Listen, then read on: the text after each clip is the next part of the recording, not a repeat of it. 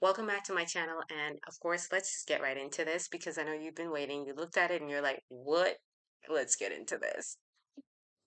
Okay, so let's first get into the definition of a feminist. A feminist is a person who believes in the social, economic, and political rights of women, equality of women. Now, that has looked like various different things over various different years. But basically, the women's movement fought for the economic recognition of work that women have always done. That was the foundation. Things like voting and right to own property, even abortion, came under the umbrella.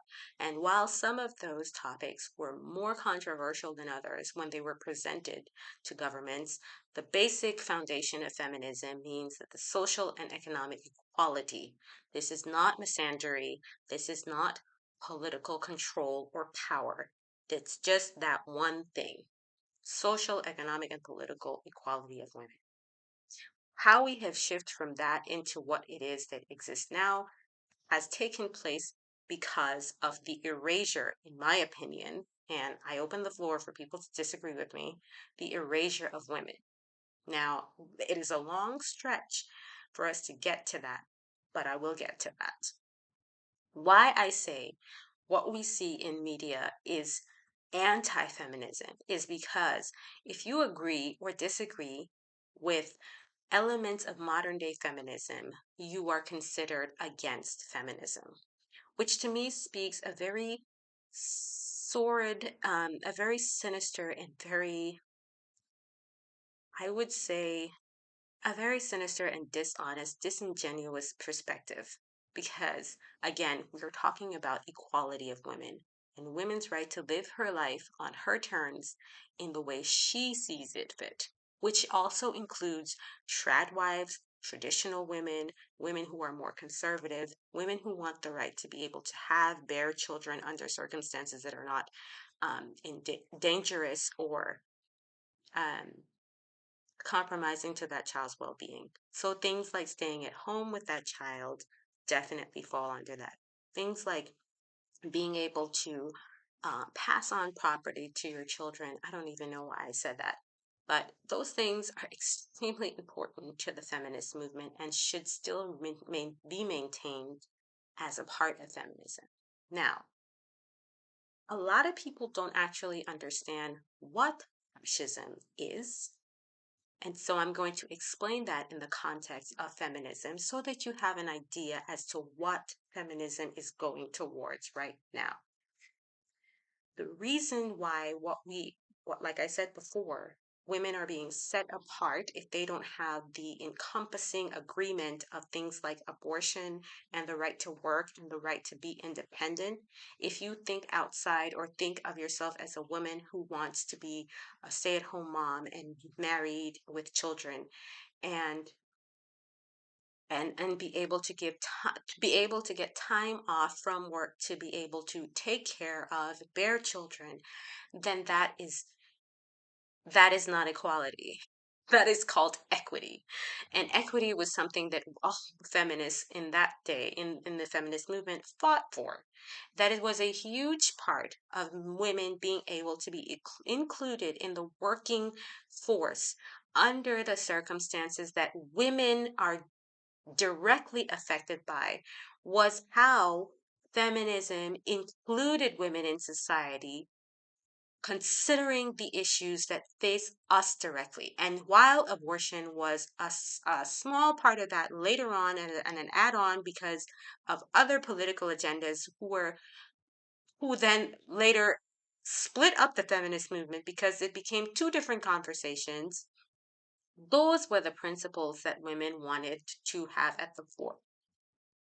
And what has happened because of the shift and the continuous shift of inclusion is that we have forgotten the bigger picture. Now, women who parade themselves as the pinnacle of feminism while so feminism and being feminist meaning equal to a man, right? So I don't have any charm, I don't have any beauty, I don't have any breasts, I don't have any X that I can give to a man as leverage to gain power in his position.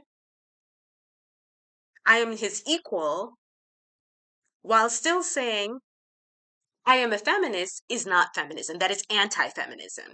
And it is anti-feminism because no man in the history of manhood could ever come to any woman and say, oh, baby, put me in charge and I'll give you all of this. Like that never happens.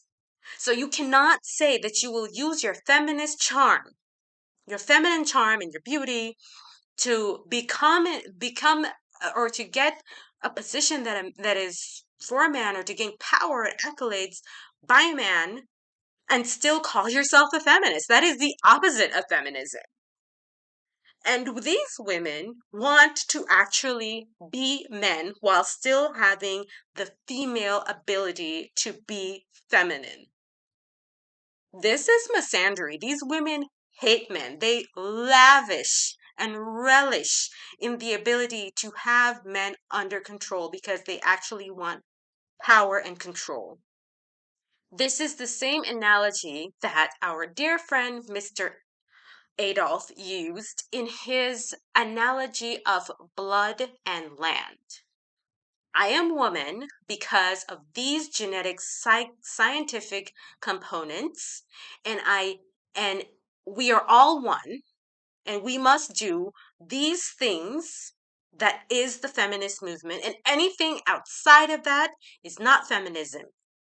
You have no right to your individual femininity. It has to be this or nothing else. Does that sound like fascism to you?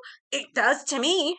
In my understanding of fascism, when Hitler said blood and soil. Was it blood and soil or blood and land? You belong to the land and you belong to us. You have no individual critical thinking skills, and the oppressor is this person, and this is the person that needs to be done away with. And we have no community outside of what the collective says, and we don't have any allowance of being able to be your individual self. And they want everything on their terms.